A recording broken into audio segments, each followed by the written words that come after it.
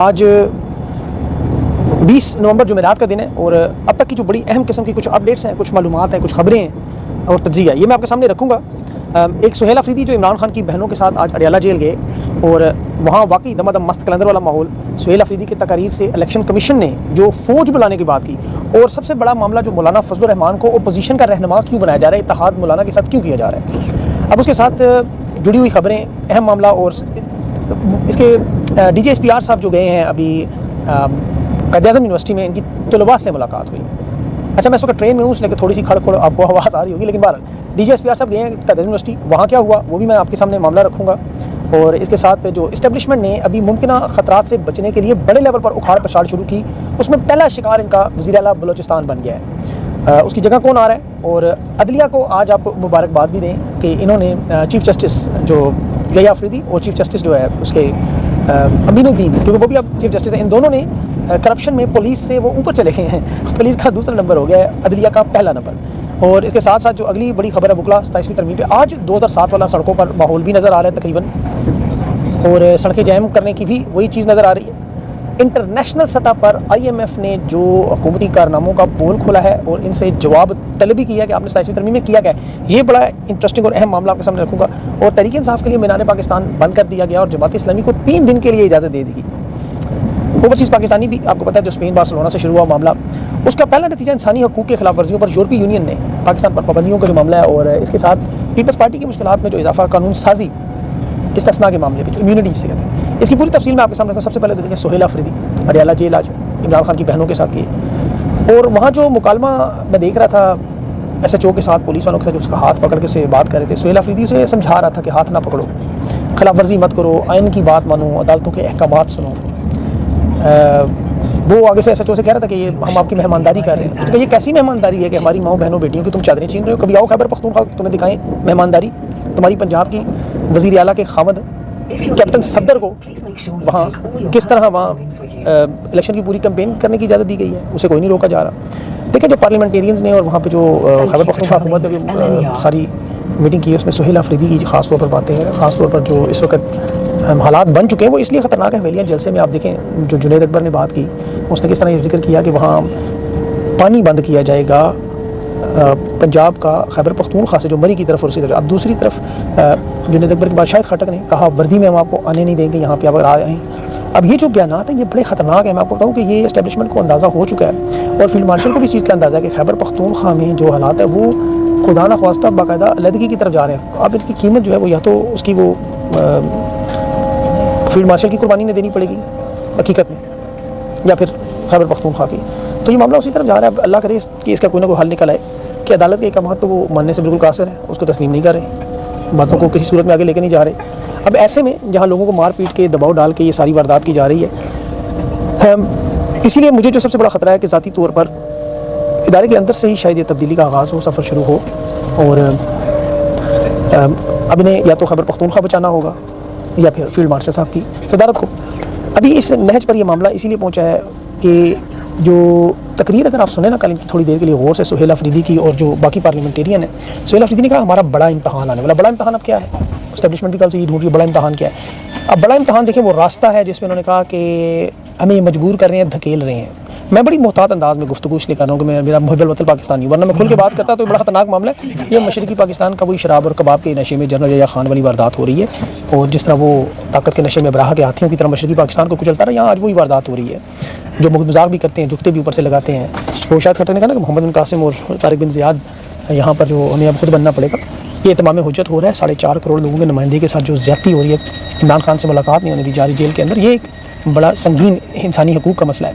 मगरबी पाकिस्तान में भी आज ना बच्चे बूढ़े ना बुजुर्ग को देखिए वो नज़रिया जो मशरक़ी पाकिस्तान का। मैं इसलिए इसकी बात बार बार करता हूँ कि अल्लाह ने ख़वातीन को इज़्ज़त दी। चीफ़ मार्शल ने अभी उसका एतराफ़ भी किया, लेकिन वो ये नहीं बताते कि ये इज़्ज़तें लूटने वाले कौन थे, जो आज भी ऐसे ही मौजूद है। शेख मुजीब खुशकिस्मत है कि उसकी अहलिया बेगम फ़जीला, उसकी बहन शेख फ़ातिमा, शेख आमना, वो इनके अजाब से बच गई। यहाँ इमरान खान की अहलिया बुशरा बीबी और इमरान खान की बहन नौरीन खान, उज़मा खान, ये अलीमा खान इस अजाब का इनके सामने शिकार हुई हैं। तो अब तहरीक इंसाफ की देखें कोशिश यही है हर मुहब्बुल वतन पाकिस्तानी रहनुमा की कि वो हादसा ना हो मशरक़ी पाकिस्तान का। मैं बड़ी मुहतात गुफ्तगू कर रहा हूँ, याद रखिएगा। इसीलिए महमूद अचकज़ई भी कोशिश कर रहा है, अल्लामा नासिर अब्बास भी कोशिश कर रहा है।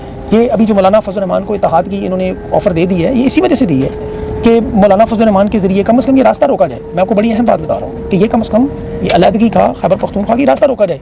जो दोनों तरफ से इस्टेब्लिशमेंट और तहरीक इंसाफ की क़यादत है, उसमें मामला बहुत आगे बढ़ चुके हैं, बहुत आगे। तो इसीलिए ये इस्टेब्लिशमेंट का मुतालबा कि महमूद अचकज़ई को हटाएं, मौलाना फजल रहमान को लाएं, मुज़ाकरात का रास्ता खोलेंगे, फिर इमरान खान की रिहाई पर बात होगी, फिर आपको ये सड़कों पर रास्ता दिया जाएगा। अब देखना ये है कि इमरान खान इस पर क्या है। इमरान खान से मुलाकात इसीलिए ज़रूरी है, और ज़ाहिर है मौलाना सख्त मौक़िफ़ नहीं रखते, ये विकेट के दोनों तरफ बल्कि चारों तरफ खेलने की सलाहियत रखते हैं। देखना भी है कि मौलाना का मामला ये तस्लीम करेंगे या नहीं करेंगे, तरीके से आपको पोलिटिकल स्पेस देंगे या नहीं देंगे। ये हम जो मेरा आज सोमवार तक ये फैसला होगा, कल खैबर पख्तूनख्वा बंद होने के बाद बहुत सी चीज़ें आपके सामने आएंगी। क्योंकि मैं इसलिए इसकी तफसील में जा रहा हूँ कि महमूद अचकज़ई ने कहा कि गारंटी हम आपको देते हैं कि इमरान खान जेल से निकल कर आपको कुछ नहीं कहेंगे, कुछ भी नहीं कहेंगे, जमहूरी मुल्क बनाएंगे, सोशल कॉन्ट्रैक्ट करेंगे। सूबे की खैबर पख्तूनख्वा की इस वक्त जो मैं आपको बड़े मोहतात अंदाज में बताऊँ तो ये बाकायदा तौर पर वहाँ आइन से हटने की बात की जा रही है, सीधी सी मैं अगर आपको बात बताऊँ। और कानूनी तरीके से तो ऐसा नहीं हो सकता, लेकिन मशरक़ी पाकिस्तान भी कानूनी तरीके से अलग नहीं हुआ था, याद रखें। वहाँ भी जब फौजी क्रैकडाउन हुआ, जंगी और सियासी बहरान था, और मैं ये इसलिए कह रहा हूँ कि सुहेल अफरीदी के लिए इलेक्शन कमीशन ने फ़ौज मंगवा ली है हरीपुर में। अंदाज़ा करें कि वज़ीर आला के गैर ज़िम्मेदारान बयान। अब ये बिल्कुल शेख मुजीब वाला वो मामला है कि जहाँ 93,000 फ़ौजियों का सरेंडर हुआ था, अब ये उसी तरफ जा रहा है कि एक तरफ ताहयात इस्तिस्ना लेकर कंट्रोल का मामला, पूरे का पूरा कंट्रोल, और वो भी मैं आगे चल कर बताता हूँ। और ये फ़ौज के अंदर भी इसे देखें तस्लीम नहीं किया जाए, जो इस्तिस्ना का इन्होंने काम किया इसे फ़ौज में पसंद नहीं किया जा रहा कि ताहयात इस्तिस्ना किस बात की, जो पैगम्बर और सहाबा और बाकी बड़ी बड़ी शख्सियात नहीं ले सकें, इसे बल्कि शर्म का मकाम कहा जा रहा है। और आइन के साथ तो वही हुआ जो 3 साल ये कोशिश करते रहे कि हमें इमरान खान किसी तरह माफ़ कर दे, इमरान खान माफ़ कर दे, वो नहीं हुआ तो पूरे आइन को इन्होंने रगड़ दिया, पूरा आइन ही बदल दिया, पूरे आइन में ही माफ़ी अपने लिए मंगवा ली। अब इस वक्त इस्टेब्लिशमेंट जनरल आसिम मुनीर साहब जो मिलकर निज़ाम बना रहे हैं, आपको पता है ये अक्सरियत समेत जो फॉर्म 47 वाला निज़ाम है, उसमें तमाम मरहले ऐसे तय किए जाए कि उसमें कोई लूप होल, कोई सुराख ना रह जाए, कहीं से रोशनी ना आ जाए। लेकिन आप जितने मर्जी दरवाजे बंद करें, ये रोशनी हवा आप नहीं रोक सकते। पर अब वही हो रहा है, 2 तिहाई के बाद इन्होंने मखसूस नशिस्तें, वो सारा मामला आप जानते हैं, छीनी। अब ये उखाड़ पिछाड़ जो कर रहे हैं, जैसे बलूचिस्तान के वज़ीर सरफराज बुख्ती को वहाँ से हटाया जा रहा है, और जो ज़िमनी इंतखाबात में इनकी पूरी कोशिश है कि 13 हल्कों में जो इंतखाबात है वो सारे के सारे नून लीग को दिए जाएँ, सिवाय वो जो खैबर पख्तूनख्वा में है, हरीपुर में और 1-2 जगह पे और जो मामला के कंट्रोल में नहीं है, बाकी सारे के सारे हल्के ये लेने की कोशिश करेंगे। अब उसमें देखें बलूचिस्तान में अभी जजेस को भी ट्रांसफ़र करना, बाबर सत्तार और सरदार एजाज़ इसहाक को तुर्बत में, और वहाँ वो जगह है जहाँ कालादम तंजीमों का बहुत बड़ा होल्ड है, वहाँ इन्हें ट्रांसफ़र करना और बाकी जजेस को पैगाम देना, तो जो नहीं मानेगा उसे हटा दिया जाएगा या उठा के परे फेंक दिया जाएगा।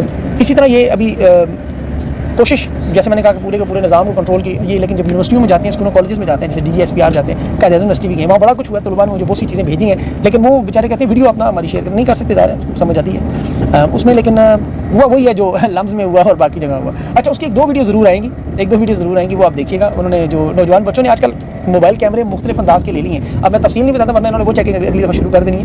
बहरहाल वहाँ भी वही कुछ पार्ट्स हुए, कुछ लोगों ने नौजवान कायदे आज़म के नज़रियात पे खड़े हुए हैं, क्योंकि कायदे आज़म यूनिवर्सिटी थी, उन्होंने खुल के सवालात पूछे हैं, अब उन सवालात को छुपाया गया।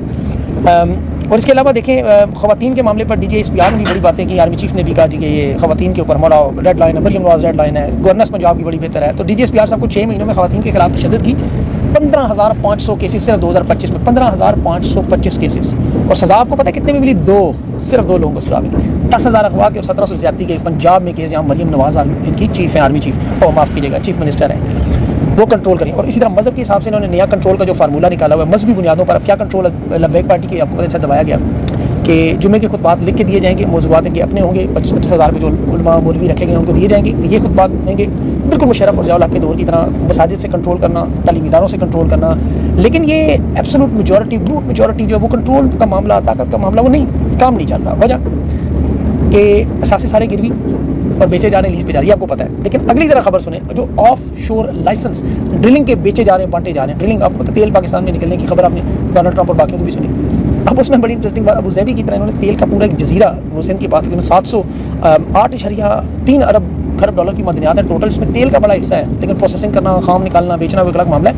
लेकिन ये इन्होंने अभी जजीरा नमा जगह है वहाँ पर कराची के करीब 300 किलोमीटर दूर है, ये साहिल है, सिंध के साहिल से मसनूई जजीरा बना के ड्रिलिंग करके दे रहे हैं। और ये वही वारदात है, आपको पता है, मदनियात की निकालना, चाहे बलूचिस्तान में से जैसे निकालते रहे, खैबर पख्तूनख्वा से निकालने की कोशिश, वो सारी, उसमें सिर्फ फ़ायदा उन्हीं लोगों को जो वहाँ तैनात है, पाकिस्तान को कोई फ़ायदा, कोई मुआदा नहीं है। जरगमाल रियासत है, और जरगमाल रियासत में इसलिए कहना होगा, IMF की आज की आप रिपोर्ट पढ़े, जो मौजूदा हुकूमत की सबसे बड़ी चार्ज है, उसमें एक लफ्ज़ सामने आया, लफ्ज़ है स्टेट कैप्चर, जरगमाल रियासत आप कह लें। बदतरीन आमरीत में, बदतरीन हालात में दुनिया के ममालिक जैसे शुमाली कोरिया वगैरह इन्हें कहा जाता है। अब उसमें देखें कि ज़ाती मफादात इक़्तिदार की वजह से जो लूट मार इन्होंने की हुई है इस वक्त, उसे IMF ने साफ साफ कहा अपने 27वीं तरमीम अपने फ़ायदे के लिए की है। साफ साफ उन्होंने करप्शन समेत रियासत मुकम्मल तौर पर यरगमाल है।